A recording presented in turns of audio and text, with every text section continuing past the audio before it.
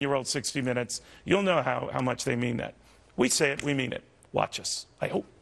Gets on the honor roll, works hard, studies, does well on the test, makes the honor roll. I know that to get to school, he or she had to get on a school bus. But when they make the honor roll, congratulate them. Don't say thanks to the bus driver. They're the ones that accomplished the achievement.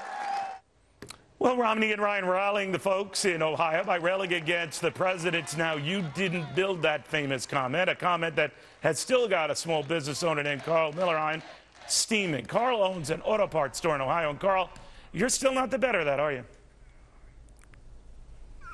No, I'm not. I tell you, the comments that the president made makes you mad at first, but now that I'm glad and happy that he made those comments, because he showed his true color. He was talking off script. He was talking from his mind and his heart. So you look at his position on small business, you couple it in with Obamacare and some other things that they can dust and pull off the shelf in another administration with card check and cap and trade. It makes it very frightening for small business owners in today's economic climate. Now, Karl, you've probably heard the president and those who defend him say he was taken way out of context, that he wasn't bashing guys like you. He was just saying that in this country and the infrastructure of this country, and thanks to all the things we have and as a support network for guys like you in this country, guys like you did what you did in this country. What do you say to that? Well, what I say to that, Neil, is, you know, the entrepreneurs are the ones that provide the jobs for the taxpayers. I'm not taking anything away from our employees. Our employees are the greatest asset that we have.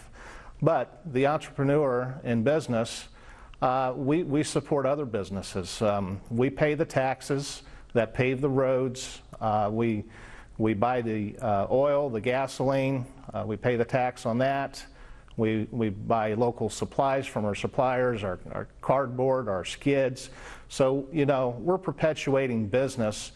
And when you look at the taxpayers in this country, it is the higher percentile are the business owners in business that are paying their fair share to pay for that infrastructure improvement. But Karl, as we take a peek at these crowds in Ohio, the president comes back and says, all right, maybe not about you specifically, but you're in the auto parts business, so I guess he can speak generally, that thanks to those rescue and the rescues of the hurting auto companies, you no longer are.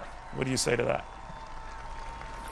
Well, President Obama visited my hometown of Mansfield, Ohio, to boast how well Ohio was doing and the economy is doing.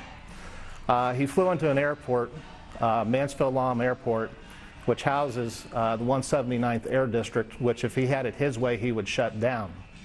Ironically, he also flew into a town that housed a General Motors stamping plant that was one of the most prominent stamping plants in the GM empire, and thanks to the government takeover, that factory is now closed.